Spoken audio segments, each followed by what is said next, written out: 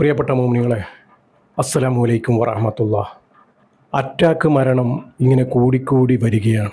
അതും ഏറ്റവും കൂടുതൽ മരണപ്പെടുന്നത് നമ്മുടെ പ്രവാസികൾ തന്നെ.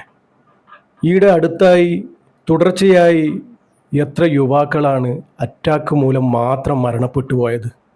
തുടർച്ചയായുള്ള യുവാക്കളുടെ മരണം, അതും പ്രവാസികൾ. ഒരുപാട് യുവാക്കളുടെ മരണവാർത്ത ഞങ്ങൾ നിങ്ങളുടെ മുന്നിലെത്തിച്ചു. നിങ്ങൾ അവർക്ക് വേണ്ടിയൊക്കെ ദുആ ചെയ്തു. പ്രിയപ്പെട്ടവരെ, എനിക്കും നിങ്ങൾക്കും അറിയാത്ത എവിടുന്നൊക്കെയോ മരണപ്പെട്ടവരുടെ വിവരം നിങ്ങളുടെ മുന്നിലെത്തിക്കുന്നത് മരണപ്പെട്ടവർക്ക് പ്രാർത്ഥന ലഭിക്കാനും മരണത്തെക്കുറിച്ച് ചിന്തിക്കുവാനും മരണത്തിന് വേണ്ടി തയ്യാറെടുക്കുവാനുമാണ്.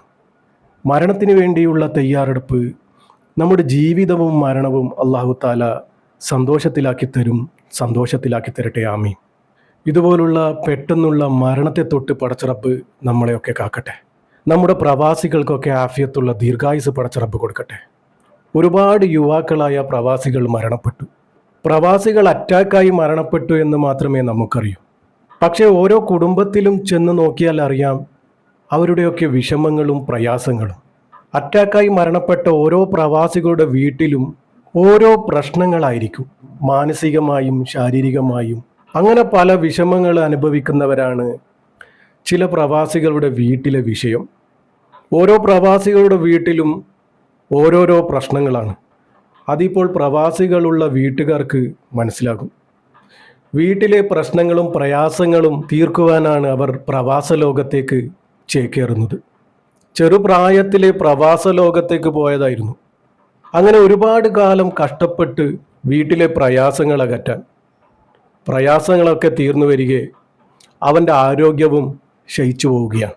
അവസാനം കുടുംബത്തോടൊപ്പം സ്വസ്ഥമായി ജീവിക്കാമെന്ന് വെച്ച് നാട്ടിൽ വന്ന പ്രവാസി നാട്ടിലെ കടങ്ങളും കടബാധ്യതകളും കൊണ്ട് ജീവിക്കാൻ പറ്റാതാകുമ്പോൾ വീണ്ടും തിരിച്ച് പ്രവാസ ലോകത്തേക്ക് പോവുകയാണ്.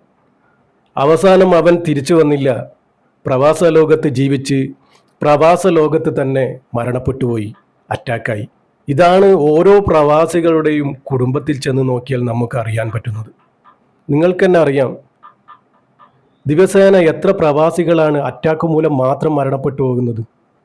മിക്ക അറ്റാക്ക് രോഗങ്ങളും എന്തുകൊണ്ടാണ് വരുന്നത് എന്ന് എനിക്കും നിങ്ങൾക്കും അറിയാം. നമുക്ക് ഓരോ പ്രവാസികൾക്കും നൽകാൻ പറ്റുന്നത് ഒരു ഇത്തിരി സ്നേഹം മാത്രമാണ്.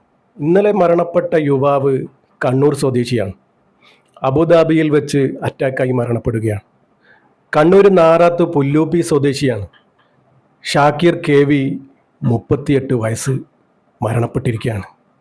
ഇന്നാ ലില്ലാഹി വ ഇന്നാ ഇലൈഹി റാജിഊൻ. എല്ലാവരും ദുആ ചെയ്യണം. ഷാക്കിറിന് 2 മക്കളാണ്. ദാലിൽ സ്വദേശിനി റുക്സാനയാണ് ഭാര്യ. ഷാക്കിറിൻ്റെ പിതാവ് നാസർ, മാതാവ് ഖദീജ. പടച്ച റബ്ബ് അവർക്കൊക്കെ ക്ഷമയും സമാധാനവും സഹനശക്തിയും നൽകുമാറാകട്ടെ.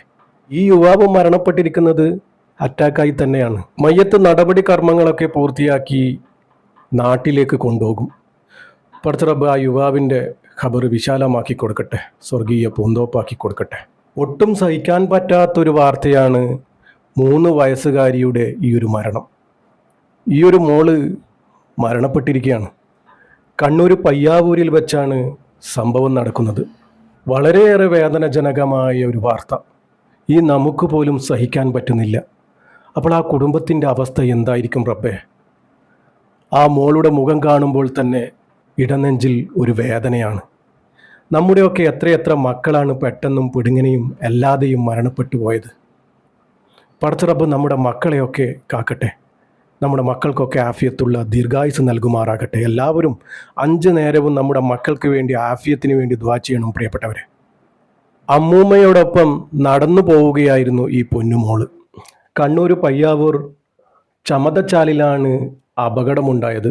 മലയോര ഹൈവേയിൽ ഇന്നലെ വൈകിട്ടാണ് ഈ അപകടം നടക്കുന്നത്. നോറ എന്ന 3 വയസ്സുകാരിയാണ് മരണപ്പെട്ടത്. അമിത വേഗത്തിൽ നിയന്ത്രണം വിട്ട കാറ് കുട്ടിയെയും അമ്മൂമ്മയെയും ഇടിച്ച് തെറിപ്പിക്കുകയായിരുന്നു. സുബ്ഹാനല്ലാഹ്. നമ്മുടെ പൊന്നുമക്കളില്ലാത്ത ആ ഒരു ജീവിതം നമുക്ക് ചിന്തിക്കാൻ പോലും പറ്റില്ല. ആ മാതാപിതാക്കൾക്ക് ക്ഷമയും സമാധാനവും സഹനശക്തിയും കൊടുക്കട്ടെ. അർഹമുറാഹിമായ റബ്ബേ, പടച്ച റബ്ബേ, 38 വയസ്സ് മാത്രമേ പ്രായമുള്ളൂ റബ്ബേ. മരണപ്പെട്ടിരിക്കുകയാണ് റബ്ബേ. നിന്നിലേക്ക് മടങ്ങിയിരിക്കുകയാണ് റബ്ബേ. അവരുടെ ഖബർ നീ വിശാലമാക്കി സ്വർഗീയ പൂങ്കാവനമാക്കി കൊടുക്കണേ റബ്ബേ. ഇവരുടെ ചെറുതും വലുതുമായ എല്ലാ പാപങ്ങളും നീ വിട്ടുപുറത്ത് മാപ്പാക്കി കൊടുക്കണേ റബ്ബേ.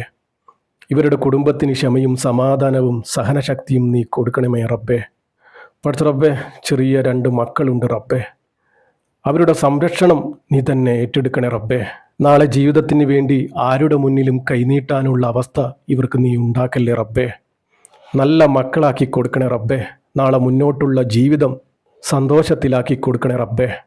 ഇവരുടെ കുടുംബം, ഭാര്യ, ഉമ്മ, ഉപ്പ, ഇവർക്കൊക്കെ ക്ഷമയും സമാധാനവും സഹനശക്തിയും നീ കൊടുക്കണമേ റബ്ബേ. പഠിച്ച റബ്ബേ, ഒരുപാട് പ്രവാസികൾ ഇതുപോലെ മരണപ്പെട്ടിട്ടുണ്ട് റബ്ബേ. അവരുടെയൊക്കെ കുടുംബത്തിന് നീ ക്ഷമയും സമാധാനവും സഹനശക്തിയും നീ കൊടുക്കണമേ റബ്ബേ. പഠിച്ച റബ്ബേ, കുഞ്ഞു മോളാണ് റബ്ബേ, 3 വയസ്സ് മാത്രമേ പ്രായമുള്ളൂ. അവരുടെ കുടുംബത്തിന്, ആ മാതാപിതാക്കൾക്ക് നീ ക്ഷമയും സമാധാനവും സഹനശക്തിയും നീ കൊടുക്കണേ റബ്ബേ. അപകട മരണത്തിൽ നിന്നും നമ്മളെയൊക്കെ കാക്കണേ റബ്ബേ. നമ്മുടെ മക്കളെയൊക്കെ കാക്കണേ റബ്ബേ.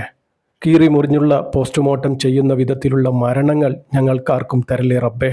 പടച്ച റബ്ബേ, നമ്മുടെ ജീവിതവും മരണവും നീ സന്തോഷത്തിലാക്കി തരണേ റബ്ബേ. ഈമാനോടുകൂടി ജീവിച്ച് ഈമാനോടുകൂടി മരിക്കാനുള്ള ഭാഗ്യം ഞങ്ങൾക്കേവർക്കും നൽകണേ റബ്ബേ. അവസാനം ലാ ഇലാഹ ഇല്ലല്ലാ എന്ന് ചൊല്ലി പുഞ്ചിരിച്ച് മരിക്കാനുള്ള ഭാഗ്യം ഞങ്ങൾക്കേവർക്കും നൽകണേ റബ്ബേ.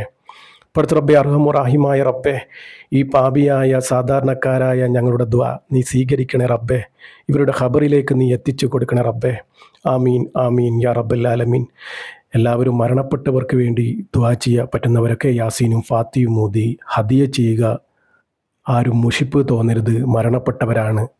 ദുആ വസിയത്തോടെ. അസ്സലാമു അലൈക്കും വറഹ്മത്തുള്ളാഹി.